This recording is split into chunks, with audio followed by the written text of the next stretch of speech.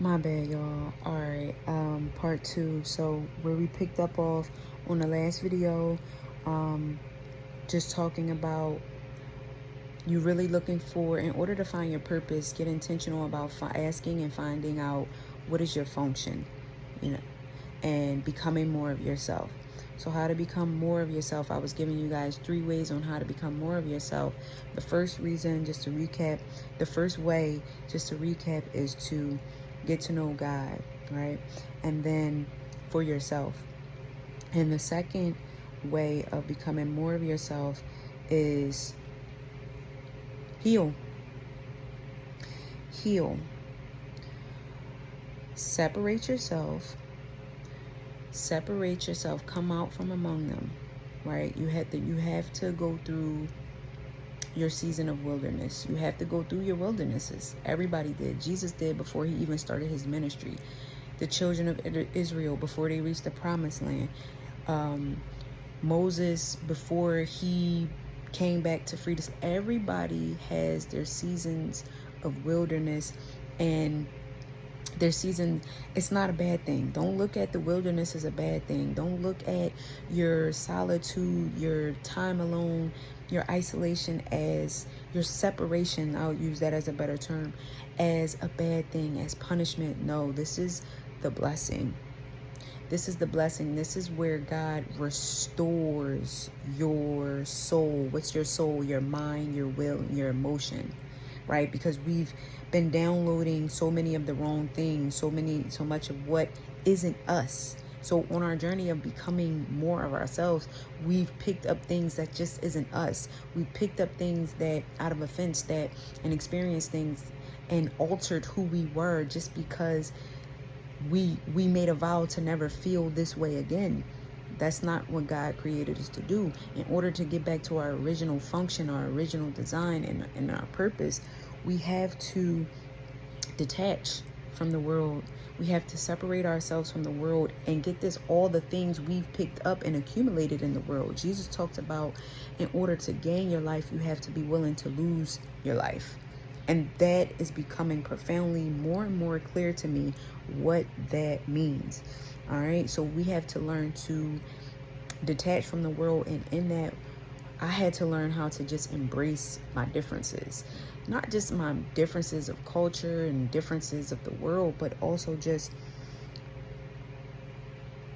the differences in the way I think, the differences in the way I love, the differences in the way I hear things, the differences in the way I perceive things. My differences are ultimately my gifts. And with the world, why we need to detach from the world is the world will tell you because you're different, that's a bad thing. Put that away. No. We need a time to God, for God to heal us, to restore to us the things that belong to us. They belong to us because that's how we function. It's our function. It's our function, okay? We need to embrace our function and learn to love our function and learn to love the things that God has given us innately.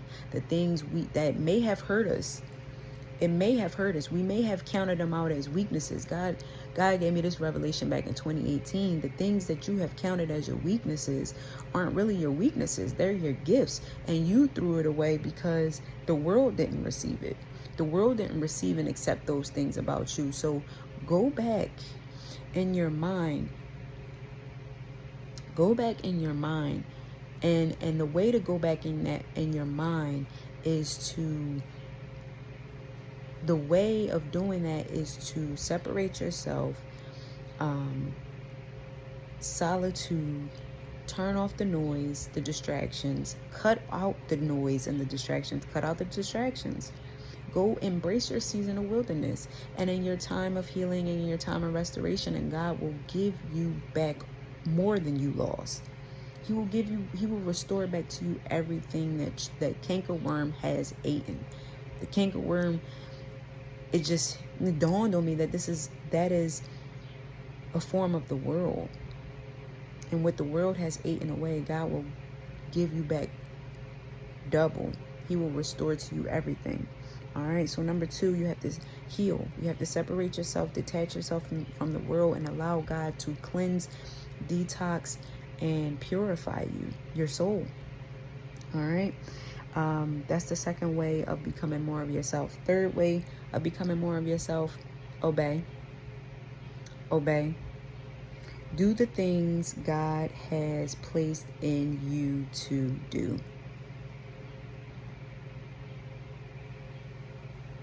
Do them. Obedience takes hope. That's hoping for the things not seen. And it also takes faith. Faith is the substance of things not seen, substance of things hoped for. And hope is like a form of vision. You visualize yourself doing what he's commanding you to do. It's the vehicle. Hope is the vehicle, and faith is the fuel. Faith is what moves you towards the vision that he's given you, the command that he's given you, the commission he's given you, the mantle he's placed on you. Okay? So